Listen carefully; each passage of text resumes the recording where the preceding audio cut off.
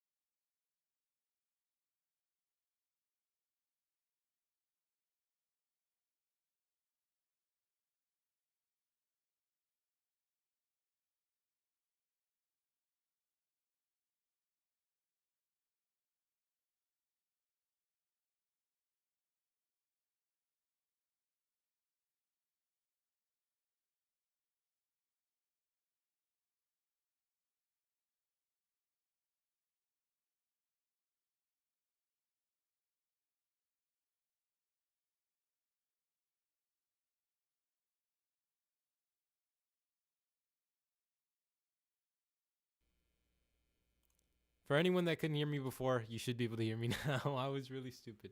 Okay, so basically what I was saying is I'm going to be doing a breakdown of this song called Forever Was Long. I linked my artist account in the description. That is my YouTube and my Spotify. You can go check that out. I know most people know me as Josue Beats. Obviously, I'm doing this on my Josue Beats accounts because it has more numbers and all that fun jazz. So yeah, for those of you that are interested, you can, I don't know, maybe take a couple notes. But yeah, so the thing that I'm going to start with first, first of all, I'm going to take a little picture and let everybody know that I am currently live on YouTube, on Instagram. And then I'm going to play the song for you guys in its entirety. This is my first, like I said, first time doing any of this, but I feel like it's going to be pretty fun.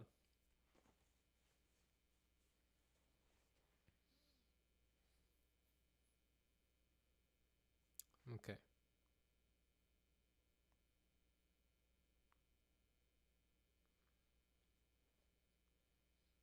I'm Now you get to watch me recording a little video for Instagram.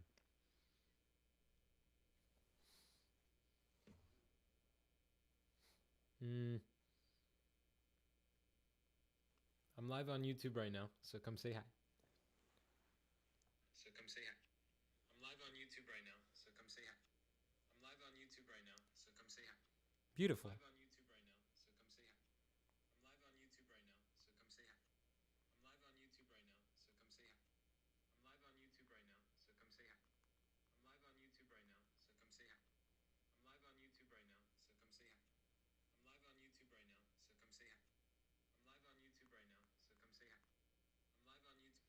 Okay, now that I've got that figured out, I thank you all for all the people that have bared with me on this, because this is a pretty interesting process. I've never, like I said, I've really never done anything like this, streaming wise, on any sort of platform, not even something like Instagram. So this is definitely something interesting and new for me. But if you are watching, I would appreciate it if you said hi. So the first thing I'm going to start with is just playing this full song in its entirety.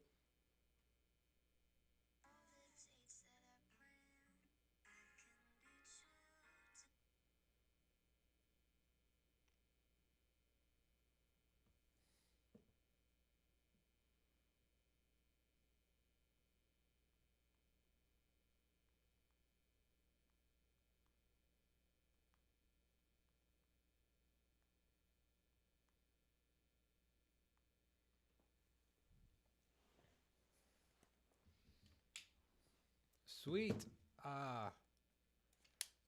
Okay.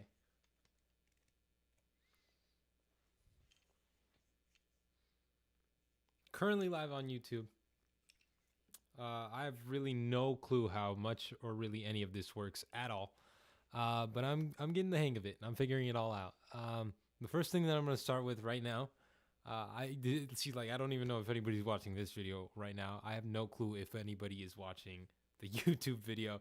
It's sweet. Oh, people are. Okay, that's so cool. That's really cool. Hi. So basically what I'm doing is just breaking down this song. I'm live on YouTube right now also. And I'm just going to play the full song in its entirety right now. So yeah, here it is for I was 17, drinking dreams, 30 over max. When the red lost a girl, said bye to mom and dad. I never thought I'd see the day I'd get to look back. It came fast, so fast. You guys actually not hear anything? Hold on.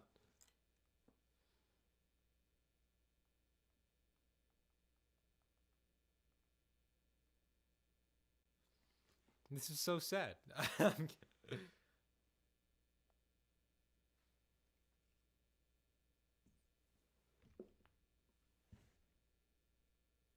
You can hear now. Can people hear me? This is the magic question. I don't know. This is the $1 million question. Oh, it's fixed. Okay. Okay. Sweet. I'm glad. Okay. So literally all that I'm doing, in case I'm sure you didn't hear really any of that. I'm basically just gonna play this song. I'm sorry to my YouTube people. I am also live on YouTube right now, and I apologize to anybody watching on YouTube too, because this has just been a huge mess. I've been working on this for like an hour just trying to figure out the whole thing. But this is Forever Was Long. I'll get into breaking it down and everything in a bit. This is just the full song in its entirety. I was 17, drinking dreams, 30 over max. When the red lost a girl, said bye to mom and dad. I never thought I'd see the day I'd get to look back. It came fast, so fast.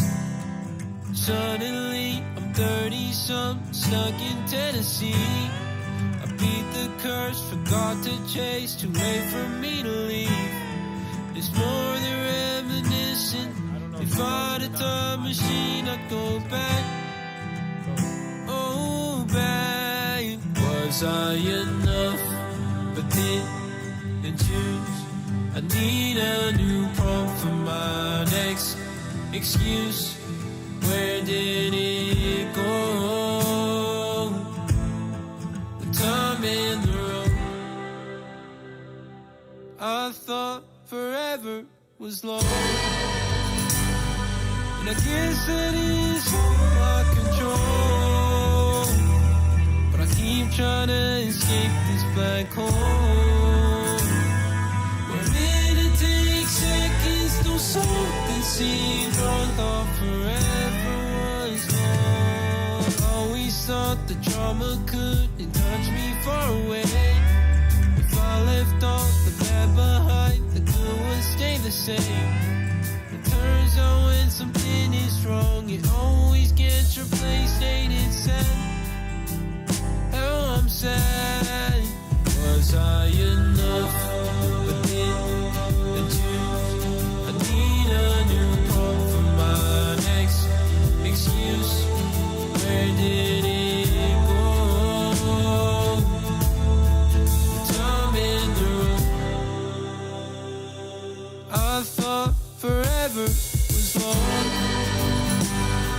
and I guess that is my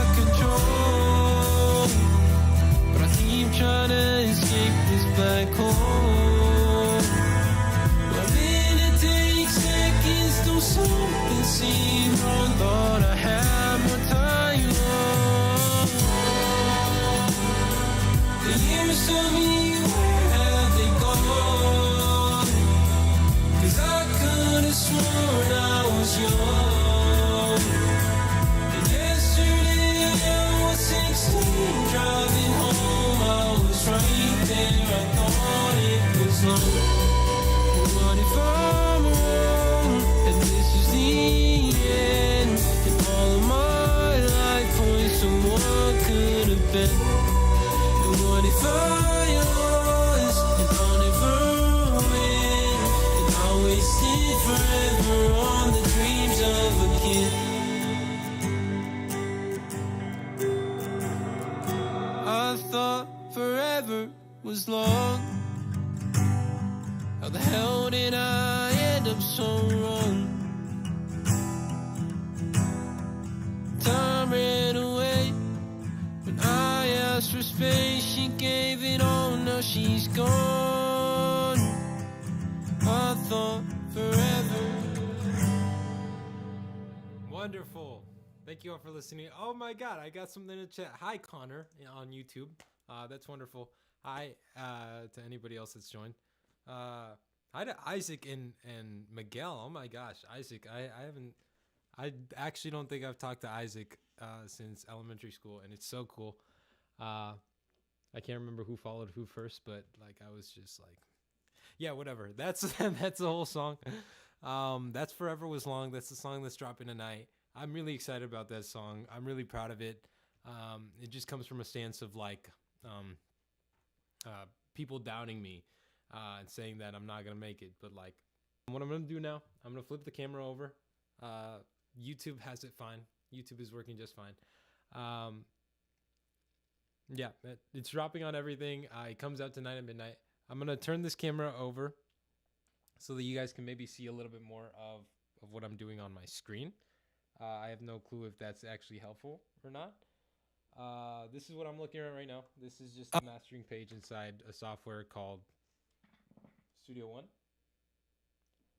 This is the software that I use for mixing and mastering, which is the final process in making a song.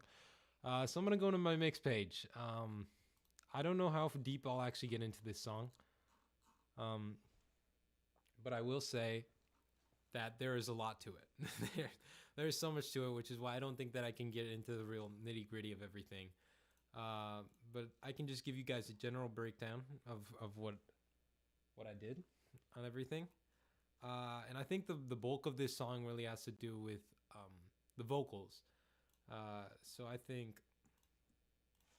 if we just look at this from the beginning, it automatically comes out the gate with just like a... I was 17, drinking dreams, 30 over max. And if you don't know, I'm 17. I've never drank, but I do speed sometimes. So that's that. Like I said, the bulk of it is really just in the vocals.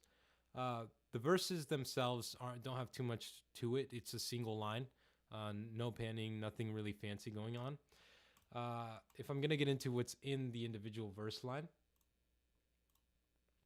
I went back and remixed this even after I had originally put it in for Spotify distribution, because I just felt like it hadn't had that extra pop that I needed. And then that's when I discovered parallel compression, which has been, oh my gosh. I'm not going to get into explaining what parallel compression is exactly, but I will say that I brought in this Universal Audio LA2A gray compressor, and I parallel compressed it using one of their presets, which was the lead vocal limiter. This just sounds beautiful, added just such an incredible warmth to it. You can hear it most definitely mostly in the mids, I think. So there's that. Then we have autotune. Of course, there's autotune. For those of you that aren't aware and that think that this is that all artists don't use autotune. Pretty much every artist that you know uses autotune. I have this on 41, which the way autotune works, just this basic autotune artist, the way autotune works there is like the higher you go in retune speed is the less autotune you have. So if I had it down to 0, then it would be really high. But this is on 41, so it's at a pretty good mid-range where you can tell it's on there. If I take it off, you can notice a difference, but it's not a ridiculous difference. So I can just do that. I'll play it with and without. I was 17, drinking dreams, 30 over max. Ran the red, lost a girl, said bye to mom and dad. I never thought I'd see. Right. So I don't know how clear that was, but it's a noticeable difference, but not to the extent where you can say I'm a horrible singer. That's is basically what I'm getting at. And I could get more into that, like the importance of takes and everything, but I won't. Hi to everyone that's joined. I'm really having fun doing this. This is a lot of fun. I get to just kind of yap about what I really love to do most, and honestly, this is wonderful. So this next little thing that I have on this vocal chain is just a basic EQ. It's the stock EQ that's within Studio One, which is the program that I'm using. I saw a question about that. Which app is this? It's Studio One. This is by Personas. It's so incredible. I love this software. I use it mainly just to mix and to master, and I produce on FL Studio. But it's just great. I love it. So what I do with this EQ is just do a basic high pass filter. This is right at 27 hertz, 27k hertz. So it's very, very down. It's very, very low. It's a very, very low high pass filter with a very, very steep slope at 48 decibels. So it's very, it's kind of hard to notice it. If I play it, I was 17, drinking dreams, 30 over max. It's very, very subtle. And honestly, to a certain extent, it's kind of just comes down to having the ear. But it kills a lot of that extra noise that's at the bottom, and it does a lot for that. So the next thing I did was bring in one of my favorite EQ of all time. Is this UAD Pultec EQ. It's just so wonderful. And again, I just use one of the presets that were on there.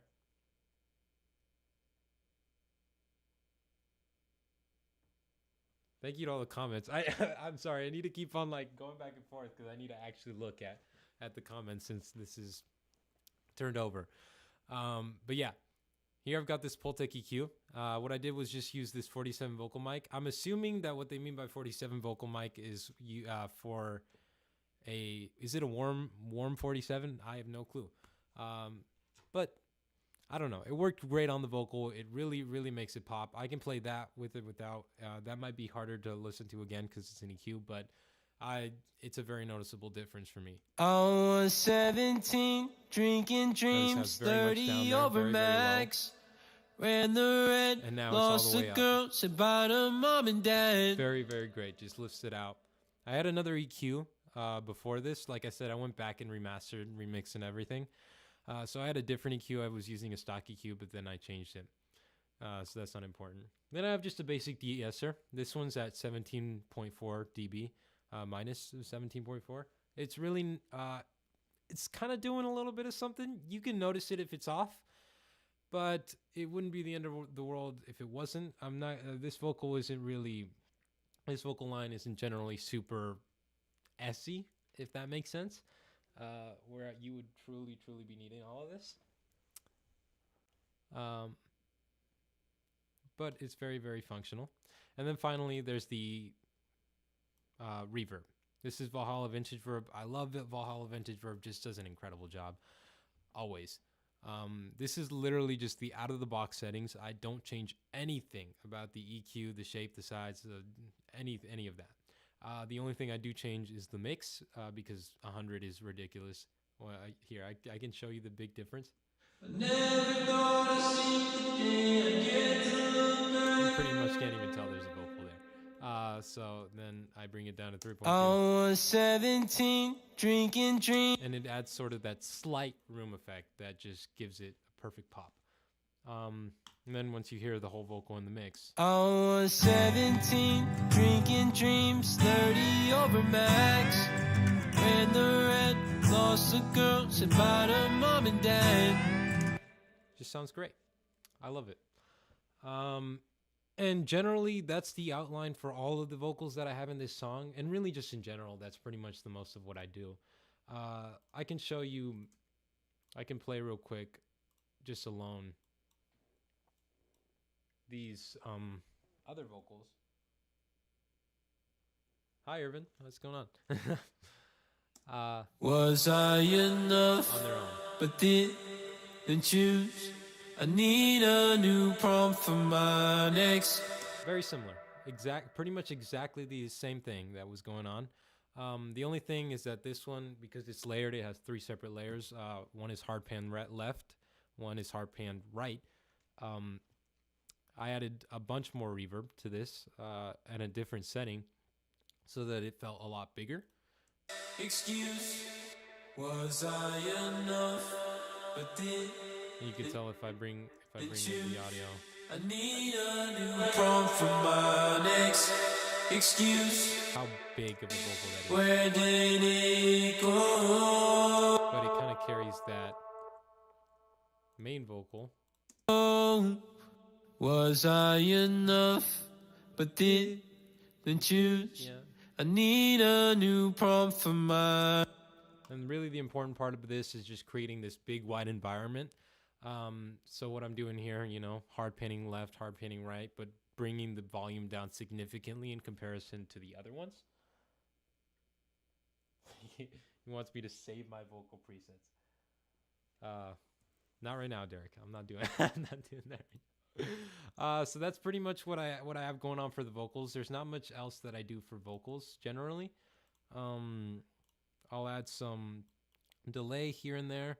But now I'm always parallel compressing because the parallel compression has just done wonders for all of my mixes, which is why I felt the need of redistributing this entire song. It was a pain in the ass, by the way, to redistribute the entire song, but I think it was really necessary and really useful. And the version that's going to be out compared to the version that I originally had coming out, it's insane, I think. So that's generally what I do for vocals. In terms of like dynamics and panning and stuff like that, usually I'll have either 3 or 5 vocal takes all layered together. If it's 3, then 2 are hard pan, 1 is left and 1 is hard panned right. If it's 5, 1 is panned to 50% left and 50% and right, and then 100% on each end also. So that's what I did for the chorus vocals. Guess that is my particularly on the second chorus. Where a minute takes seconds, though something seem wrong. Thought I had more time. Oh, the years tell me, where have they gone? 'Cause I could have sworn I was young. And yesterday I was 16, driving home. I was right there, I thought it was. By the way, I'm pretty sure Derek is here and watching. Derek, I know you said that you couldn't see me on YouTube. I don't know if you caught when I said earlier that I'm streaming on my producer channel, my Josue Beats channel, not my Josue Barahona channel. Just trying to redirect some of that traffic over, if that makes sense. So that's what I got going on for vocals. Next, I want to get into some of the drums and Derek's going to love this one. He's a drum head. Because I love these drums. They're programmed drums, I'll admit that. But I really, really love the sound of them. I think they sound really, really great. I'll play it starting at the second chorus, which is where they really, really come in and you can really feel them.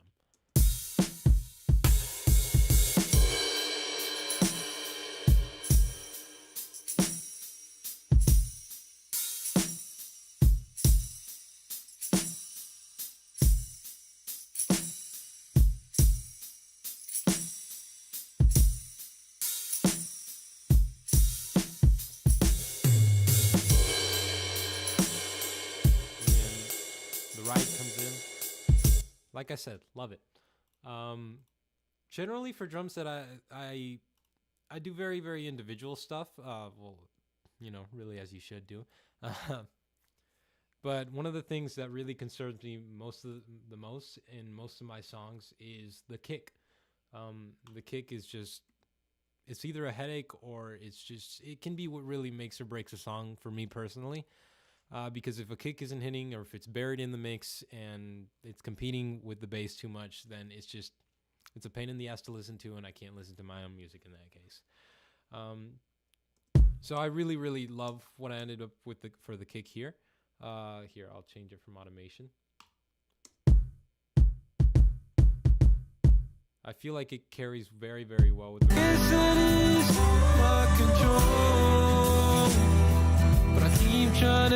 very, very apparent, but not to a ridiculous extent.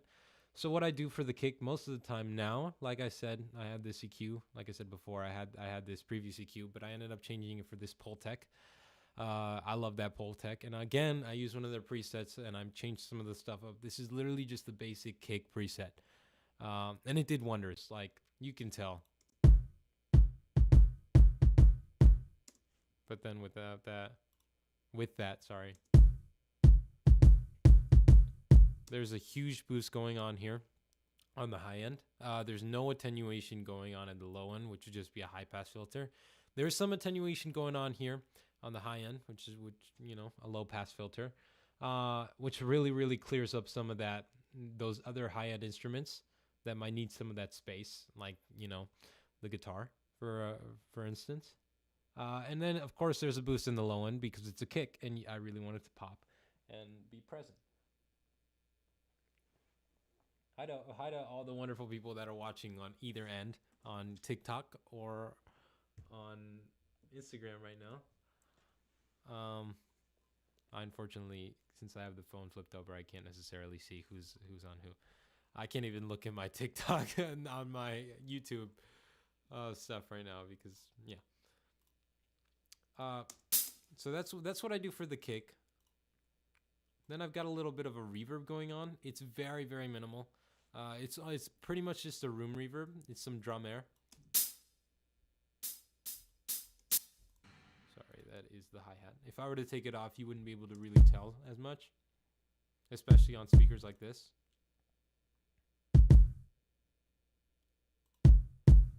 But again, those subtle things make a huge difference once it's all in context.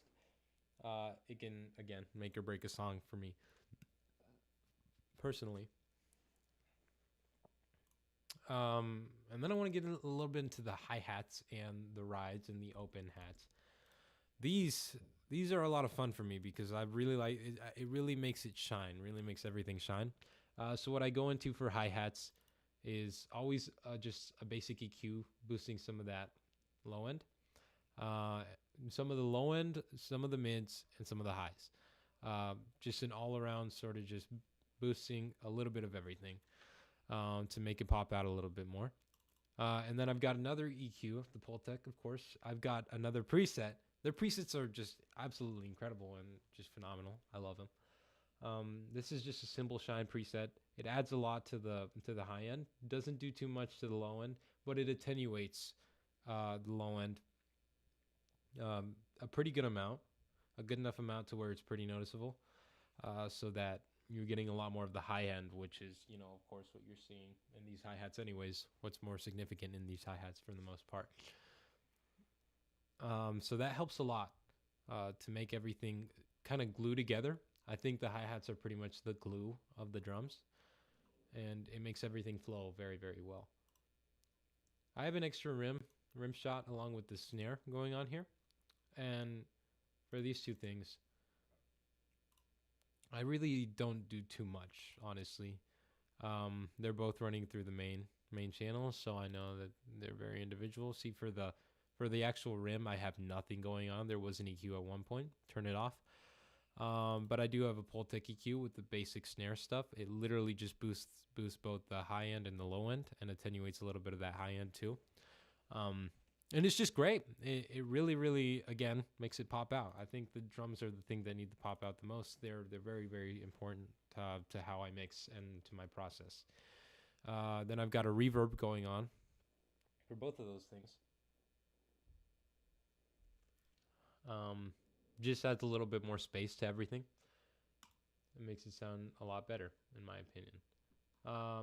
I'm not going to get into the nitty gritty of all these other little things because I have a crash, a tambourine, and everything. For the most part, everything is just EQ'd in a totally separate way. For hi-hats, I'm boosting the highs. Kick, I'm boosting the low. For something like the snare, it's both because I think that's really necessary.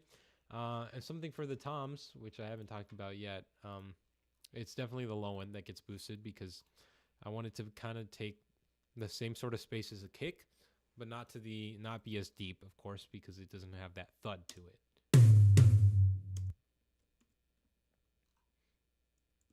And then all together, you can tell the drums come together pretty nicely.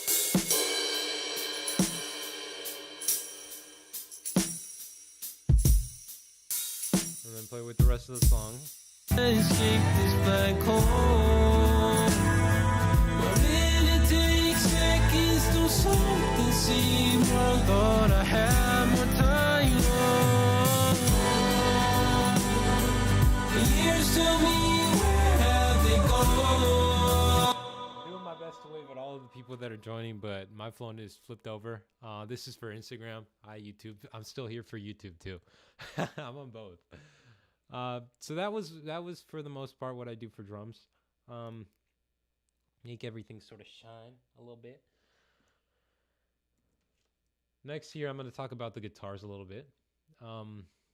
So there is more. This isn't very common for me. There is more electric guitar going on than acoustic guitar. And most of the acoustic guitar is literally just this one strum over and over again.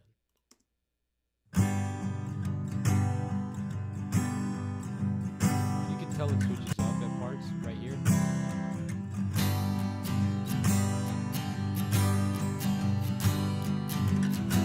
So here it's pretty much the exact same strum, just I clearly did that with a pick as opposed to just my hands.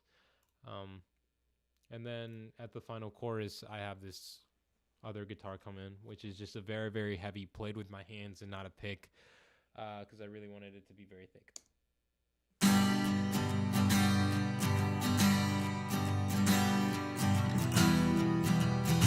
And together they come up with just a really, really rich, full sound that sits on top of everything. I'm going to show you what I do with these guitars in a second. So I'm pretty sure that I grouped these together in I grouped these together in a bus. And what I do here, this is another preset, but I messed around with it a lot, so I wouldn't even consider it much of a preset at this point. I attenuated a lot on the high end so that it would make space for the electric guitars, which take care of a lot of the higher notes, which means of course they're going to be taking care of a lot of the high end. I boosted the highs there too because of course I wanted to shine a little bit more. There was just a lot going on. Everything kind of just sits in the exact same spot in terms of these knobs, the boosts and attenuations. It's because I think the guitar played straight out of the original demo mix sounded pretty good in my opinion. It didn't need too much work, but it needed to be brought out. So everything sort of stays symmetrical to what it was in the original mix. But it kind of takes a different sort of shape, if that makes sense. I'll turn everything off that I do have on there right now. That is the wrong preset. And we can just listen to what that sounds like on its own.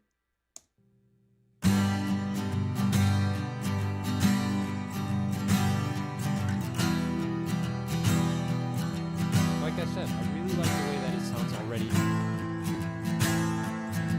So I add these sort of things. That EQ is the most important thing, is carrying most of the weight there. There's some more reverb going on here. It already had reverb coming out of the original demo mix. I didn't take that off when I exported the stems. So it already had reverb coming out of that original demo mix. But here I just wanted to add a little bit more ambience. So like you can see, the mix is at 3.6%. The decay is at 80. It's a very, very small amount that is contributing to this. And it's the same sort of situation going on with this binaural pan, which is literally just like sort of like a stereo enhancer would be in FL Studio. It just kind of widens everything. I added just 15% wider mix to try and make everything sit a little more outwards, a little more open. And you can definitely feel that. It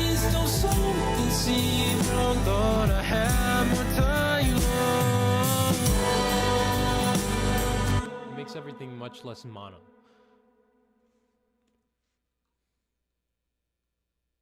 That's what's important for the acoustic guitars. Next, I'm going to get into some of these electric guitars. These electric guitars really, really, really complete the song. I mean, like, that should be clear because there's so many of them. especially in comparison to the acoustic guitars. This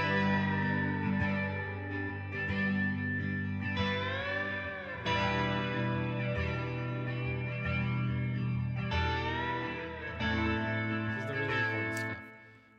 Some of my favorite parts about this entirely is just, oh my gosh, I love these slides. I love guitar slides so much. I love it in country music, and I love it in everything. I don't know. This is definitely much more of a country-inspired song, sort of thing. Definitely not a country song at all, but the closest I've ever gotten to one, if that makes sense. I really wanted to carry some of the elements of music that I've been listening to very, very recently. So those guitar slides do a lot, and let's see what I did for those. Again, for these guitar slides, I didn't actually, they came out of the original demo mix, not dry. They came out wet. So you can see here.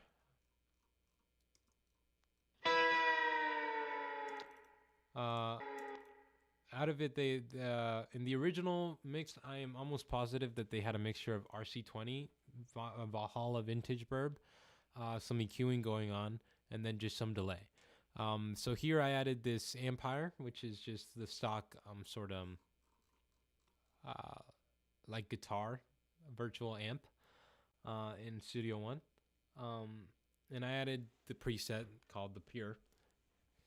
Which just did exactly what I wanted it to do. It made everything a lot. It took away a lot from the low end and boosted a lot of the high end, as you can see going on with this EQ down here too. It just made it stand out, but widen it so that it wasn't glued to everything else. And I actually worked with this on Derek a little bit. Worked with this on Derek a tiny little bit, just making everything sit in the right spot. And literally all he did was add this spring reverb through surround delay. I ended up going back and turning a lot of it down because I wasn't a fan of how much was on there once I listened to it on like headphones and everything. It sounded great in the studio, but didn't sound as good on headphones. So I brought that down significantly, but it still is a good amount in comparison to what was there before. So there's a 16.7%. And that changes throughout the song. I have some automation going on. So you can see here, here's the mix. This is the automation for that individual thing. And for the verses, it's much lower. For the chorus, it's much higher. Next is something that I don't think is very, very, very, it's deep in the mix, but it does a lot, especially for the low mids. It adds a lot to make everything stay together the correct way. And it's like a little electric guitar slide. Not slide, strum.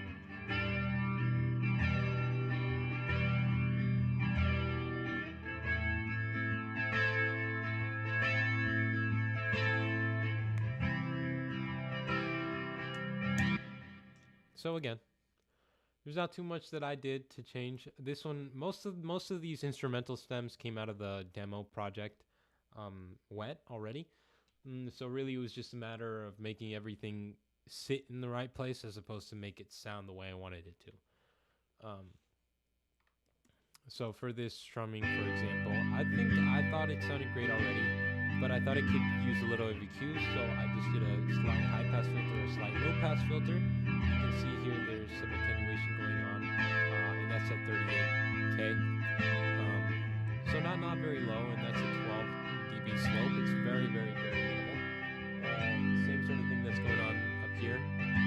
This isn't a peak, it's just a short shelf of 6 decibels. That's boosting a little tiny bit on both ends. I added a compressor.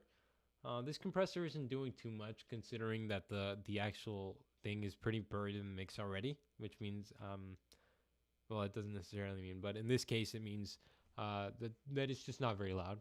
And that's on purpose. I wanted it to be that way. So this compressor, it's doing something.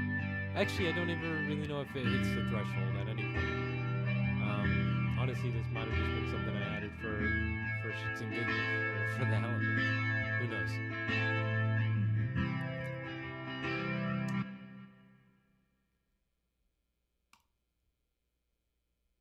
Okay.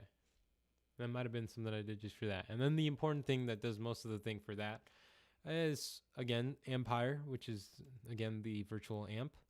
And this one was Monsur, I don't know how to pronounce that, preset.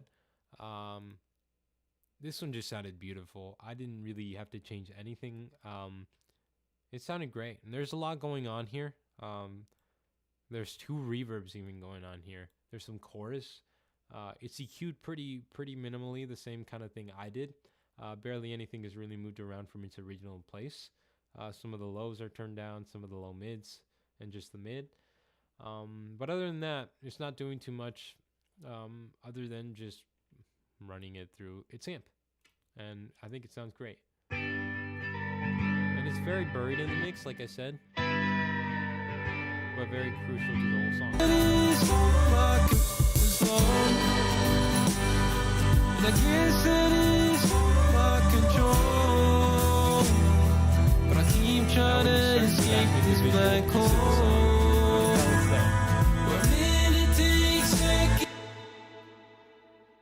But kind of only when you search for that individual piece. I need to check on my YouTube stream real quick, make sure that I'm actually still on and working.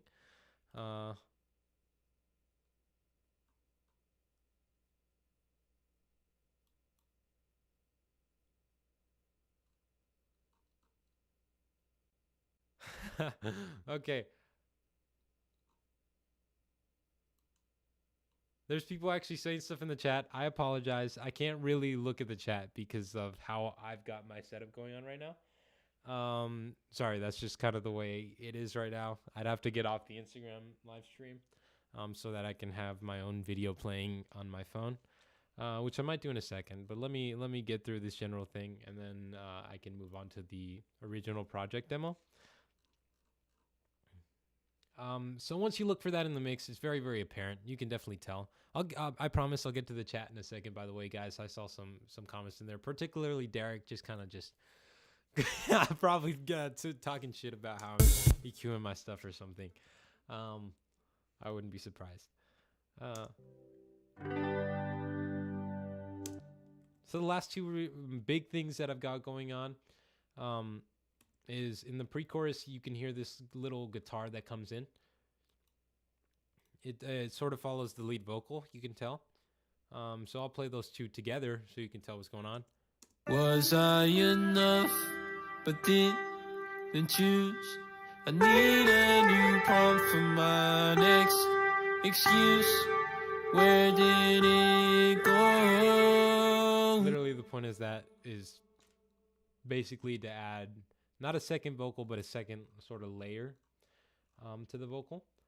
And I think it does a good job. I know that this one came out of the original Project Wet as well.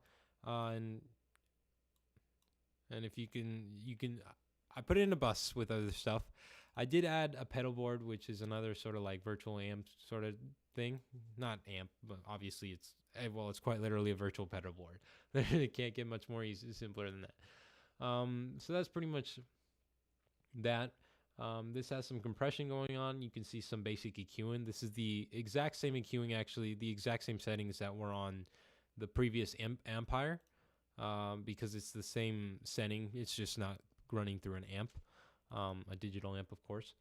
So this is Monsur through the pedal board, and wherever the other one was Monsur through the amp. So they have some different stuff going on, but it does help a lot, and that's very, very apparent once the pre-chorus kicks in. Was I enough? But then Along with the kick in of that, you get the kick in of this electric just chord. It's just a basic strum. Very, very sweet. Very, very nice. Just nice. Just very something sweet and chill. Very melodic. I really wanted to go for something dreamy, which is why I thought the Monsur made a lot of sense. It's got this chorus vibe going on. It's on a chorus setting. I could change it to something like vibrato, which would be very even more dreamy. But I thought the chorus worked very, very well, along with some delay and some reverb, of course. You can take a look at these settings, but there's nothing too crazy going on. The mix is significantly low. This is about, what would that be, like 30%, something like that on both of them. The difference between these two is really just the size and some of that low end right here. But yeah, that adds just some basic differences that kind of open up the chord a little bit. And yeah, I do have this extra little piece that goes on, I think near like the second half of the second verse. And this is pretty much, I honestly can't remember adding it, but I know it was in there for a reason. And I ended up turning it down significantly. It's not really audible in the mix, to be honest. And I feel like I may have been fine if I just took it out entirely. But really, all that's going on is just a basic.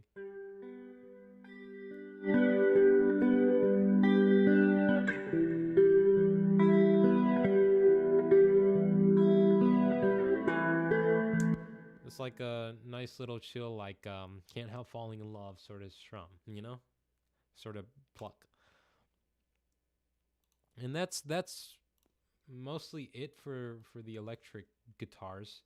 Like I said, it's not very common for me to have more electric guitars than acoustic guitars, because I love my acoustic guitars, baby. I don't think I've made a song in the past 6 months that doesn't feature guitar. So this is what they sound like on their own, just those electric guitars. Again.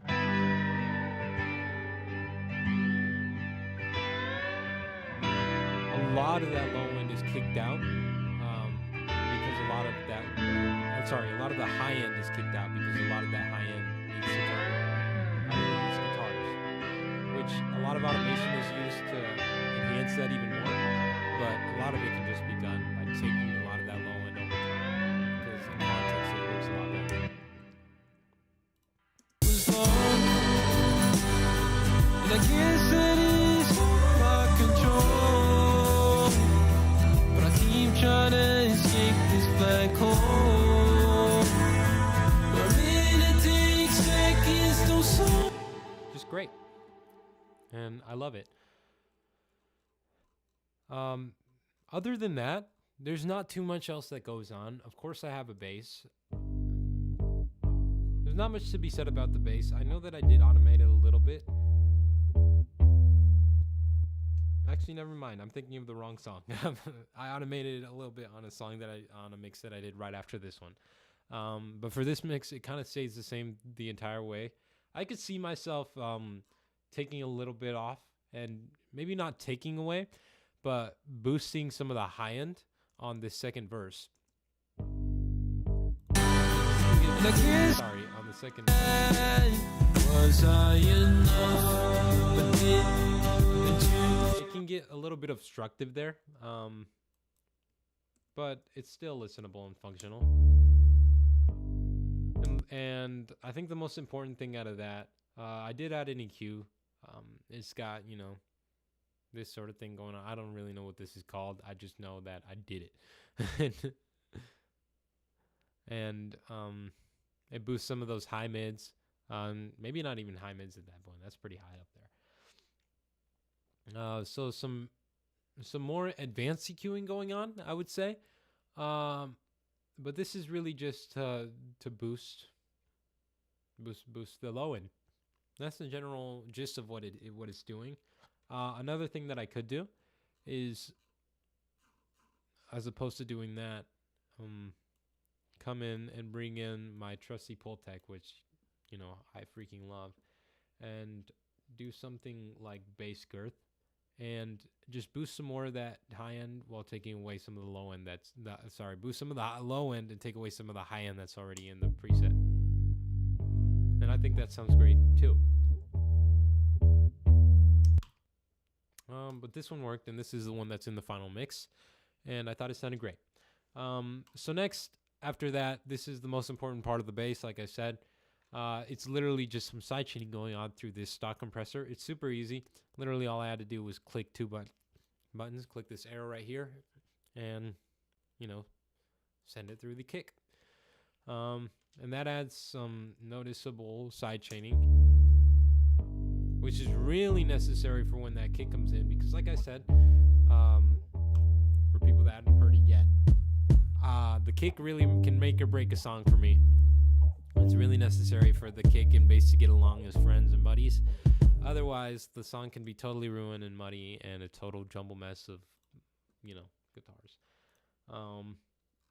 And yeah, there's not too much more that I did for that bass. There's really nothing more I did for that bass, actually. The threshold is turned down pretty significantly with that side chaining going on.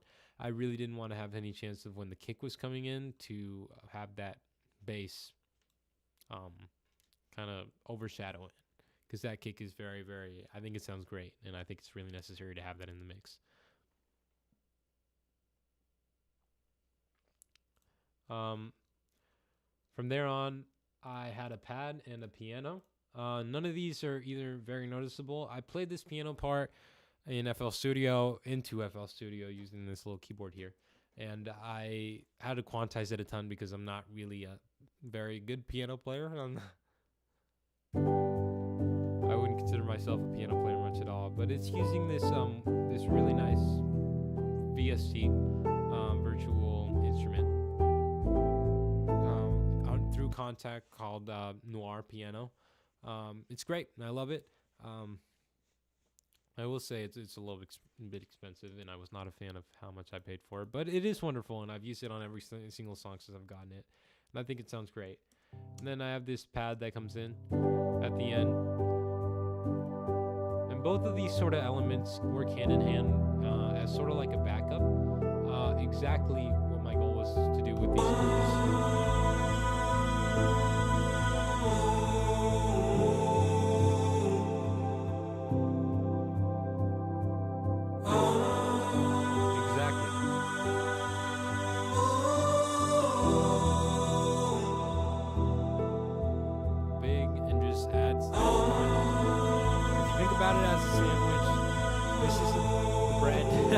This is your hands that are grabbing it on both ends. Was I enough? And then that really just glues everything together and finishes it up and ties it up into a pretty little knot. Was long, and I guess it is my control, but I keep trying to escape this black hole. Something seemed wrong. Thought I had more time left. The years tell me, where have they gone? 'Cause I could have sworn I was young. And yesterday I was 16, driving home. I was right there. I thought it was.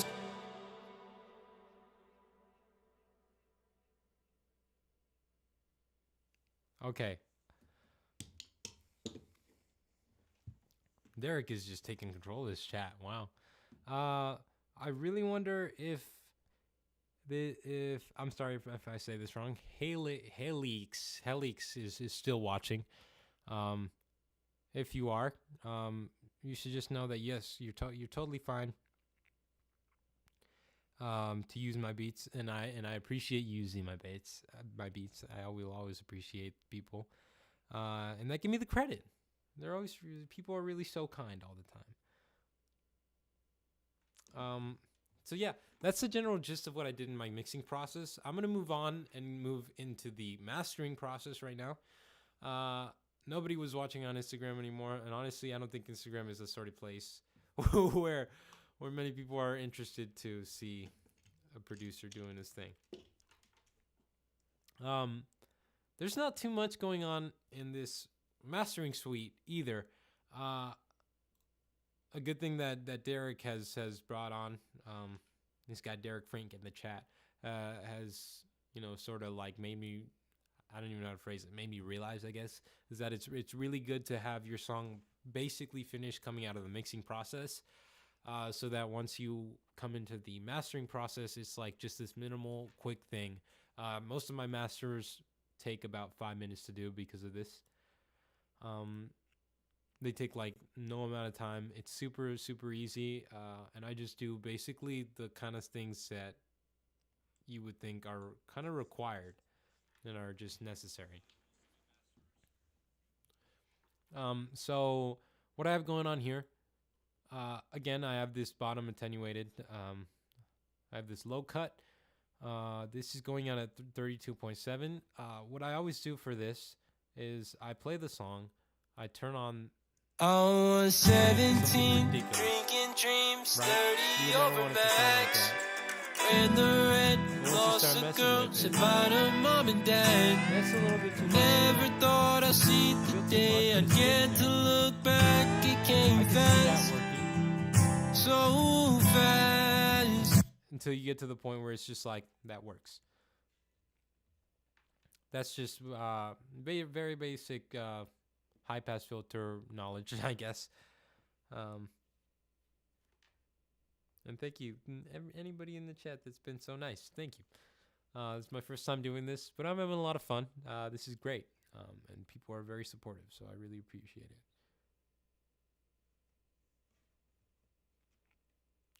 So next up, I've got this Pultec EQ. I love this Pultec so much. Really, I can't express how much I am in love with this EQ. It just does wonders for me. So what I used to do before I had that Pultec is I would find little bits and pieces within the mix that I felt Suddenly, I'm 30 I some. wouldn't actually automate anything because most of the time if it was bad in one part, it was bad all the way throughout. Maybe not bad, but just like a bit under, something like that. And a lot of times that would, almost all my mixes that happen right around here at the 2K right here. That kept on happening over and over again.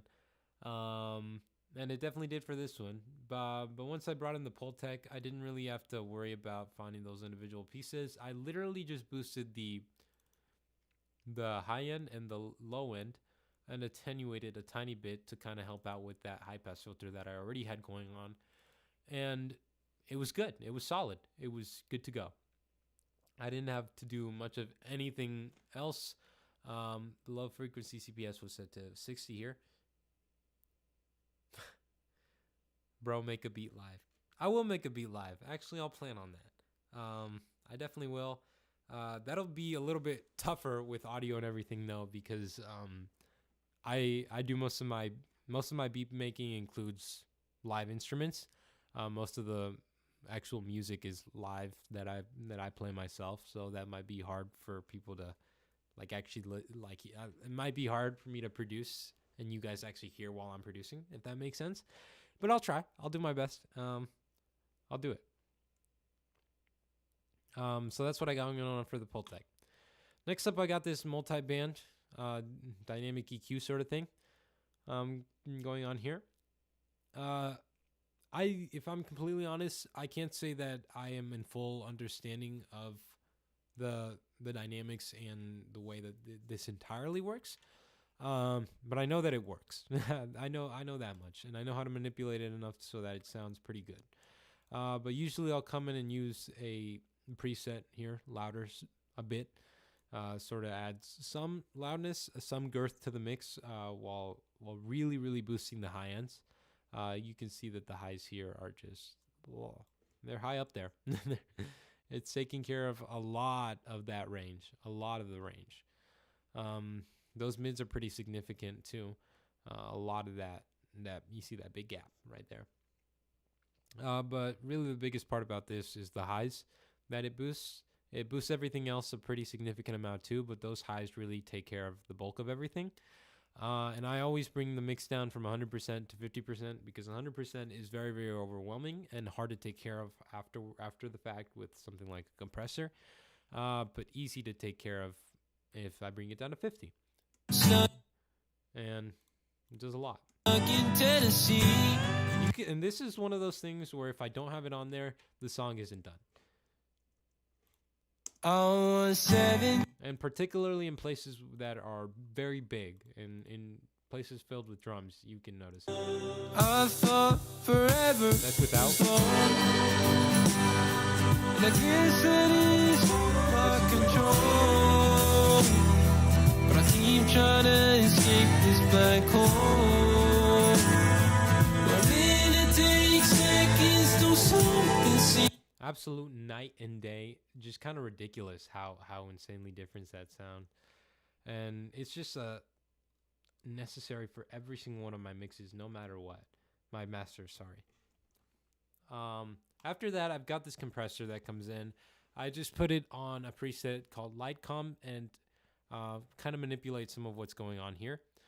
The peak reduction is it's pretty minimal because of this multi-band compressor. If I do it too much, or if I do even to something like 10, even if I brought it up to 10 from 5, it would just crush the mix. And you can tell.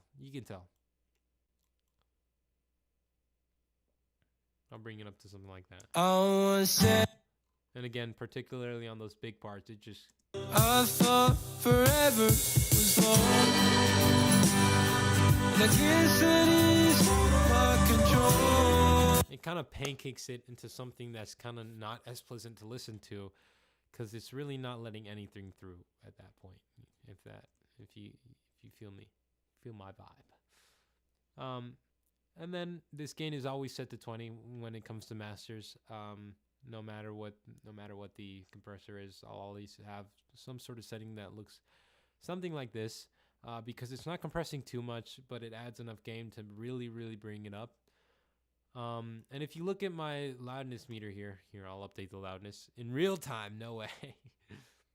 But if you look at the loudness meter now, and I haven't really changed anything with the actual mastering suite,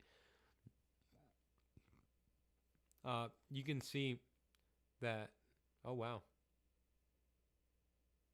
that was unintentional.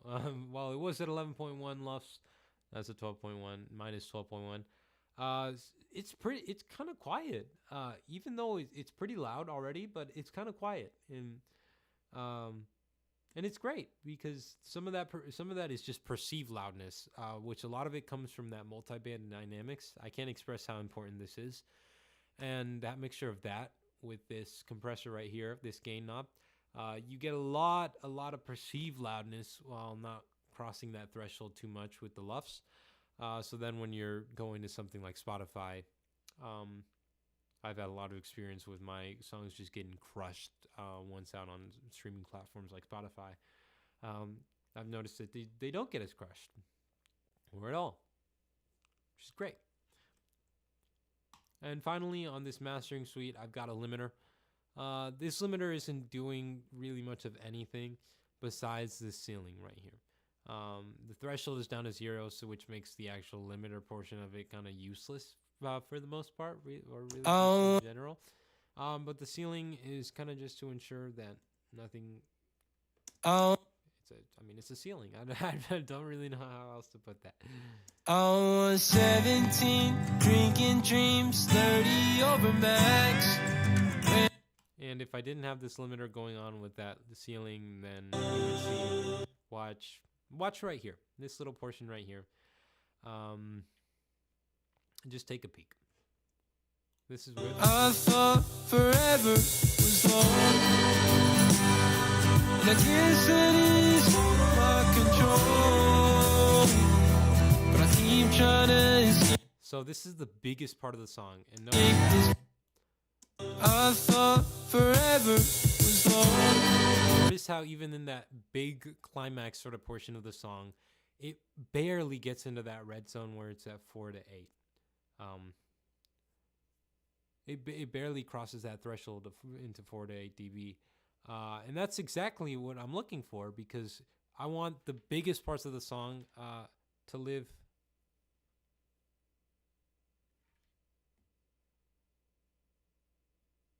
I'll answer that question in the chat in 1 second. Very good question too, by the way. But sorry. So that's exactly what I wanted to do. In the biggest portions of the song, I wanted to live in this 0 to 4, in the high end of the 0 to 4 dB part. And I wanted to kind of overflow and spill into that 4 to 8 portion, but the tiniest bit. If I don't have that limiter on, what happens is not only does it kind of go over by a little bit more than I wanted to, it starts to clip. And again, you can just see everything over here. I thought forever was long, and I guess that is my control, but I keep trying to escape this black hole, wherein it takes seconds till something seems wrong. Thought I had more time. Night and day difference that goes on there, because The years tell me where have they gone? between that 4 to 8, and it doesn't clip. That's why the limiter is necessary, even though it doesn't appear to be doing much, and it helps a lot with perceived loudness. That's generally what I do for mastering. In Studio One, which has this mastering suite, it's just wonderful, and I this is one of the reasons I love Studio One for mixing and mastering. I work in 3rd octave and in K14. All of that is just a huge jumble of what that gets into in terms of what all of the different sort of metrics mean. But this is just a very, very straightforward chart, like it, and it works very easily. So Solo Ed, I'm pretty sure I said that right. Is asking, what's the best way to find the harsh resonances and best sound for your voice when using EQs, would you say? And thank you. I thank you for saying what you said about my voice. I appreciate that a lot. Okay. Let me think about that. I've got to go back into the mixing page for that question and take a look at what's going on, mainly in the big chorus vocals. I thought forever was long, and I guess it is out my control, but I keep trying to escape this Like you can see, it's not very overpowering at all. And we can take a look at what's going on with that black EQ. hole. So in terms of EQing, I don't know what you know about EQing or not, but of course it's always got to have this high pass filter, so it's cutting a lot of that already unnecessary junk and resonant those unnecessary frequencies that go on while recording a vocal. Once you have that out of the way, you can go into the higher stuff. So for my voice particularly, this preset seemed to work very, very nicely. But what works a lot for me is a mixture of a sort of balance between the high ends and the low ends. So of course the high ends here are boosted much more than the low ends are, than the low end is. And of course that needs a little bit more attenuation on the low end also. What I found also is that it really relies on the compressor a lot too, even though of course that's the EQ is where a lot of the shaping of the vocal takes place. That compressor really makes a lot of the difference, because if I don't have the gain and the amount of reduction that I have going on through the compressor, then the vocal kind of doesn't come through the same. And that's, I think, what makes it sound the cleanest, if that makes sense. I thought forever was long, Here it's very big and it's very... and I guess it is out really my mix very well. control. But then once you add the compressor, I thought forever much was thicker, long, you can hear a lot of...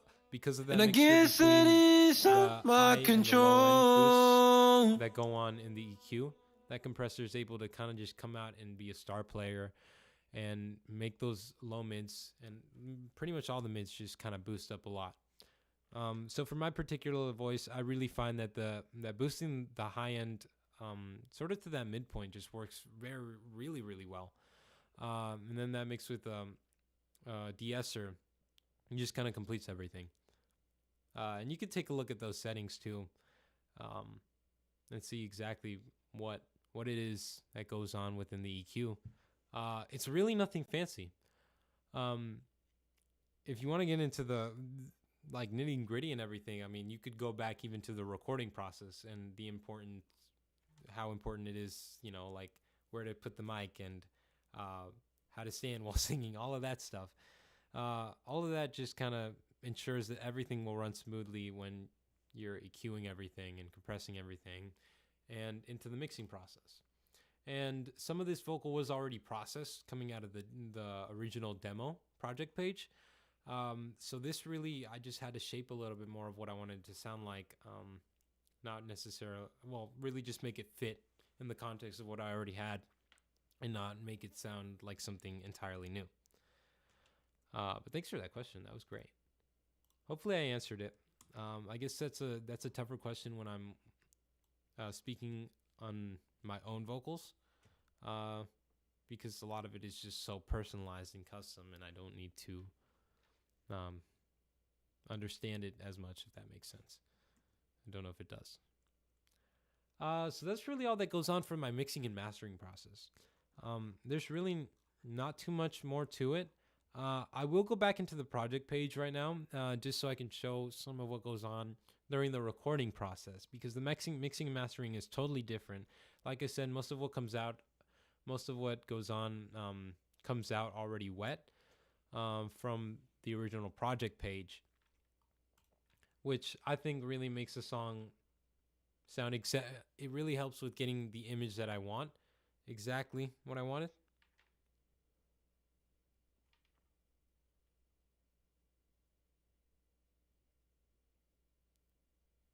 Yeah, I'm glad I could help.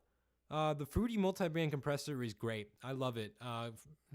FL Studio has some of the best stock plugins that I've really seen. People like to bash them, but a lot of them are really, really great, especially the Fruity multi-band compressor. Of course, Maximus. We love Maximus, and obviously Soundgoodizer even.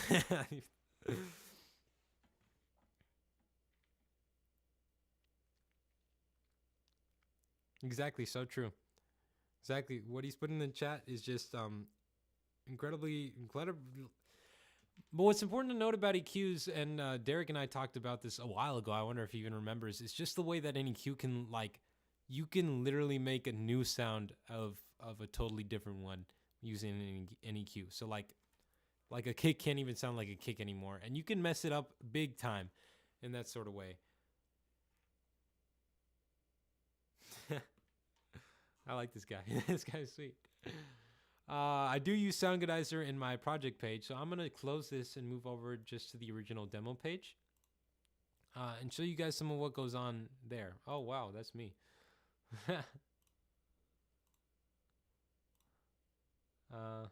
There we go.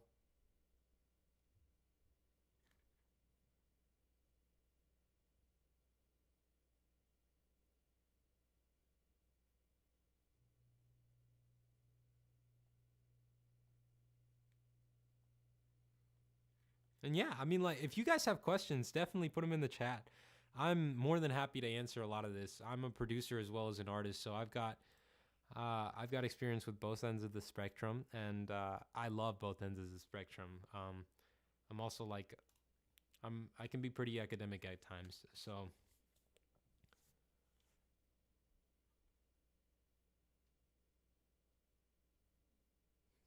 Thank you, man. I appreciate that. And for anybody that's watching right now, you can just click. I have the link to everything, my artist page, in the description, both my Spotify and the YouTube. So if you want to check out any of the songs that I've already got going on there, go ahead. But here it is. This is my project page. I'm going to make sure that this is actually running smooth and that you can hear it. 1 second.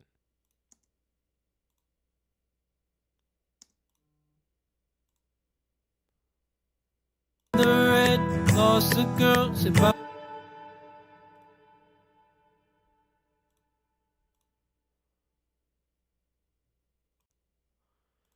Okay, I think it's working good. Let me know if I'm doing anything wrong. Let me know if you can't hear anything or if anything is going and not working very well. I was 17, drinking dreams. Keep in mind that this is all before the mixing process, so a lot of this sounds all muddy and not so great. But here I just want to just touch briefly on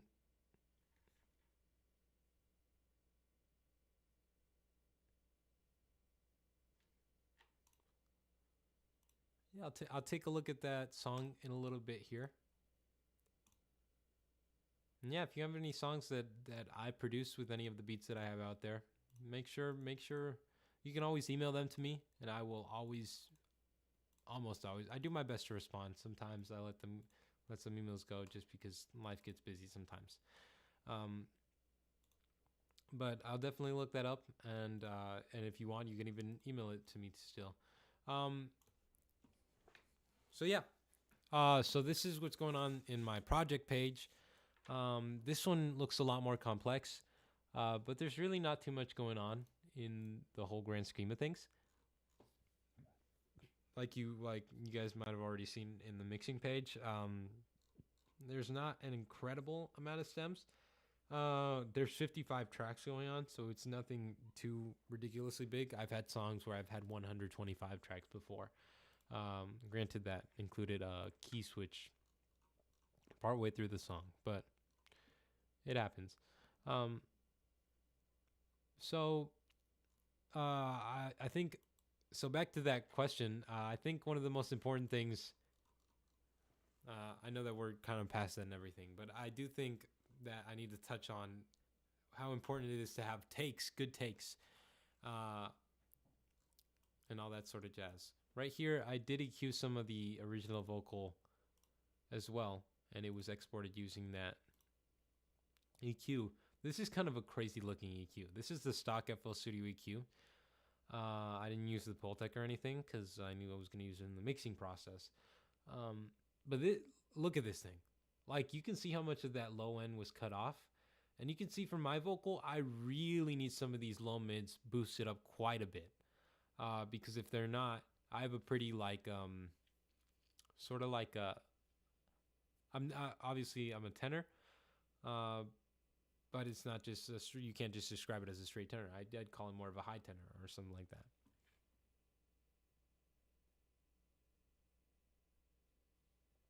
I appreciate it, man. You've been great.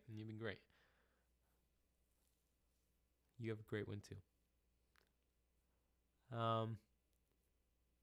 So yeah, that's what's going on there. And for this particular line, I have let's see, how many takes? You guys can understand how important it is to have these incredible, these many vocal takes. I think what a lot of artists like to do, and this is helpful for a lot of artists that might be watching right now, actually.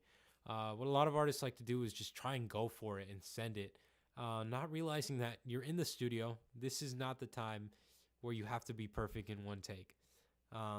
You know? Like, this is the time where you can have fun. You know, make sure that you can actually sing the thing. But you can play around with it as much as you want. And that's even more so.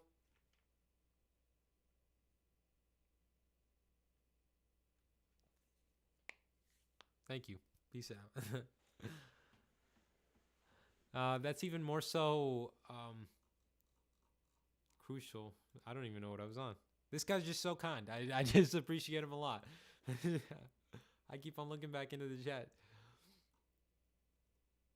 But yeah, you can definitely have some more fun with it in this single verse. I was 17, drinking dreams, 30 over max. Ran the red, lost a girl, said bye to mom and dad. You can see how seamlessly it just flows. This is one take. This is a totally different take. Here's another take. Here's another take. Here's another take. This one is a continuation of this take up here. This is a totally different take, and this one is a totally different take. So it's like, what was that? Like six, 7 takes all in one single vocal line. This is the first verse, and I needed 6 to 7 takes. Sometimes that's just what you need. The song, the original studio song that's what you want to sound really, really good. So if you're an artist and you're watching this, don't be afraid to just get in and like cut it up as much as you need to, make it flow correctly, and make it sound right. But you can definitely take as many takes as you need to. That's totally okay, and that's kind of the way it should be. I just needed to put that out there because I've seen too many artists trying to do everything so perfectly in one single take, and that's just not kind of how it works. Great if you can, but it doesn't have to be that way. I was 17, drinking dreams, 30 over max. When the red.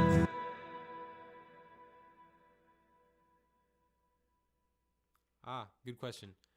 He just put, you can check out the chat for that question. I do not use two parametric EQs in the original mix. I'm assuming I did this. I've been at this for like an hour and a half. I don't know. And I talked about this earlier when I was discussing the full mix. But in the mix, in the actual mixing and mastering side and portion of things, that's where I add two EQs. So here I've got this fruity parametric EQ going on. You can see it's a crazy thing, but it's what I need. But there's no other EQ that's in this actual vocal chain here. But what I do when I go into Studio One and I come into the mixing process, that's where I add a high pass filter, and the Pultec, which boosts a lot of the high ends and still attenuates even more some of the low ends. What I find that helps, like I was saying earlier, this takes away a lot of that unnecessary just harshness, unnecessary frequencies that and this boosts some of that high end. Like I said, I need it. And then once I go into the mixing process, that's where I use two EQs so that I can even get more of the low frequencies that are unnecessary out and boost some even more the high ends. So the answer to the question is no, I don't use two parametric EQs here, but that's because I use it in the mixing process. But yeah, and I love this EQ so much. I love the fruity parametric EQ with a huge passion, and I think it's great. But I wouldn't. If you're able to, I would suggest like looking into like something else, like a Pultec. Regardless of what people say, the EQ does matter a lot of times. Some EQs are genuinely better than others,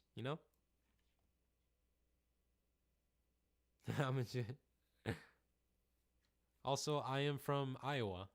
I'm from the Midwest. People wouldn't expect a musician like me to be out here, but I'm out here. So yeah.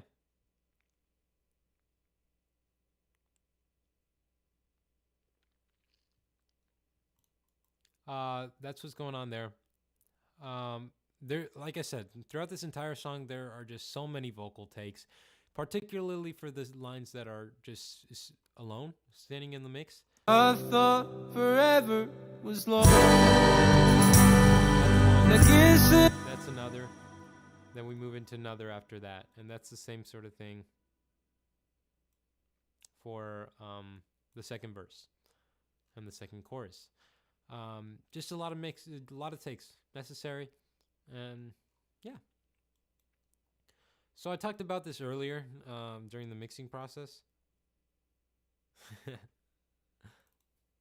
and the importance of panning. Here I have three tracks that are playing. Was I enough?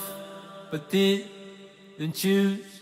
I need a new prompt for my next excuse. So in the final mix, I ended up hard panning both. One is hard pan left, one is hard pan right. But here, starting in the original demo mix, I just have each one pan 50% each side. And it creates this pretty full thing. Yeah, thank you, man. I really appreciate it. I appreciate you sticking around and asking questions. Anybody that has questions like what this guy had, he provided some great questions, and I did my best to answer them. I'm doing my best. But you have a nice night too, man. I appreciate it.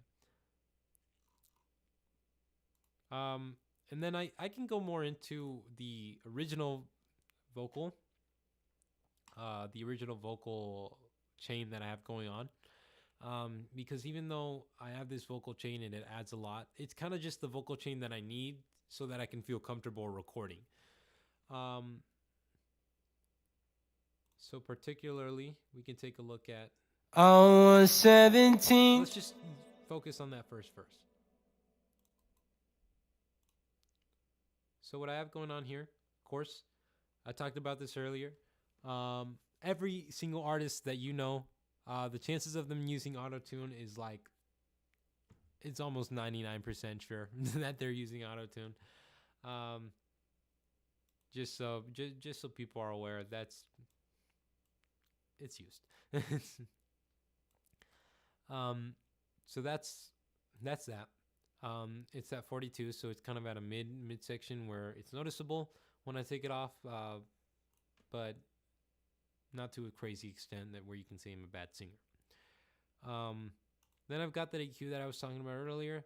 Interestingly enough, I use some of these stock plugins that come in FL Studio. I really, really love the stock plugin. Maybe that's because I've been working on FL Studio for 6 years at this point. But I really, really have grown accustomed to and grown to love some of these plugins, like this Fruity Love filter here. Usually this would be used to like, sort of just kind of as like, well, it's a filter, you know? Basically kind of just heavily attenuating that high end of, as if it were an EQ. But what I do is I leave everything else as it is straight out of the box, and I just bring the cut up to 99%. And what I've found that does is it boosts the high end in a way that I wouldn't have expected to. Just found out about it some random day working with vocals like 3 years ago. And I've just kept on using it ever since. It's been great. So that cut is way high up there, and I have no clue what does it. I'm going to be honest and say I haven't really looked into it because it works and it sounds great. And it kind of just boosts more of the high end, and I really love my high end boosted. Not to a ridiculous extent, but I really love it. Then I've got some Maximus going on. Of course, I talked about Maximus a bit ago. I love Maximus. It can take care of pretty much anything you need it to. But here I'm not really doing much of anything. I'm just kind of messing with the threshold and the ceiling. I'm bringing down this threshold to minus 1 and bringing the ceiling up 0.1 dB. I learned this tiny trick a while ago. This tiny little trick ensures that this is never going to cross the 0 dB threshold. So, again, it's one of those things where I can't fully explain it, but I know it works. And it's great. Next, I've got a Fruity stereo enhancer. I have no clue if Derek is watching or not still, but if he is, he asked me a bit ago of why my left channel is always way louder than my right channel. This is it right here, because I add this to so many different parts in my song, and usually I have it going to the left because that just feels right to me. I don't know if that's wrong or right, but it kind of just feels right. But this is a very, very slight enhancement just so that I can make it wider a little bit. And then finally, just like in the mix, I've got some Valhalla vintage verb at a very, very small amount. And again, that's about what happens with all the rest of my vocals. In terms of the recording process, I have a bunch of different takes. Another thing that I will say is to not be afraid of messing with, really just not be afraid of messing with any parts of these. Because for a lot of these guitar parts, I'm for the most part pretty good at staying on beat. But of course, there's always times where I just can't. You know, like I'm very, very close. I'm always there, but it needs a little extra nudge. So just chop it up and make it fit, you know? Here is a great example of that right here. These are some of the main guitars that are pretty freaking audible once you get into the bulk of the song.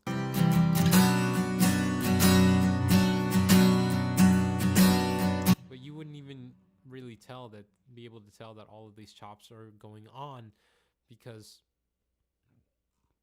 well, part of it's just getting the right crossfades and making it fit in the right way, but it's just because, I mean, most of the time people just don't really notice. Maybe you don't even notice. I don't even notice it.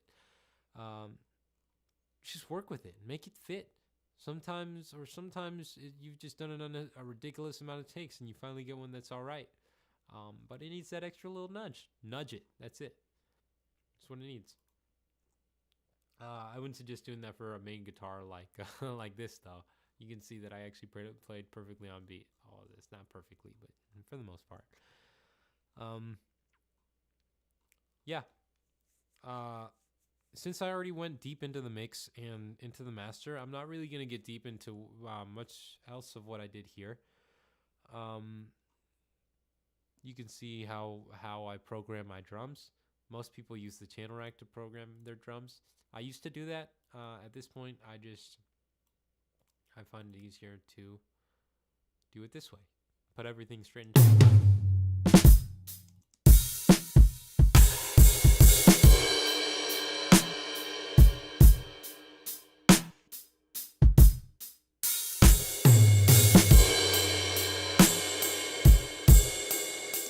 It just works better for me. Makes more sense to me. It's not really a loudness thing. I know a lot of people say that it's because they get more loudness out of it. No shit. When you play something straight into the playlist, it plays at 100% velocity as opposed to the 80% that it does when you play it into the channel rack.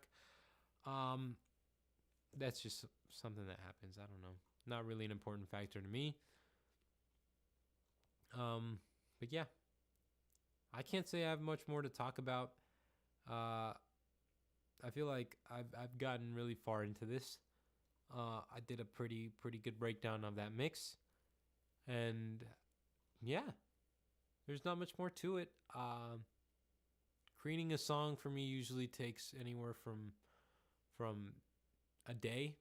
Well, creating the demo. Sorry. A day to 3 days in terms of the tracking, the recording process, and getting the full demo down. It can be like 1 to 3 days, but actually getting the full thing out, it really just depends on the song. If I'm really feeling it, I can finish up that song in that same week that I made it. I can get the mix and master down. If I know it's good, but I'm not really vibing with it as much, it can take some time. I've had songs that I finished this week that are from October. I just finished up the mix and masters because I know they're good songs, but I just don't think that they're quite the next thing that I need to desperately release. And a lot of them I'm saving just for bigger projects in the future. That's pretty much all I have. At this point, there's one person watching, and I think that means we've gotten through the bulk of the stream regardless. But I had a ton of fun. Honestly, like I literally just got to sit here and talk and yap about what I love the most in the world for like almost 2 hours. I don't know. This is great, and I think anybody that stopped in, thank you so much. Whoever this one person is this one person me? Probably is. Thank you, me.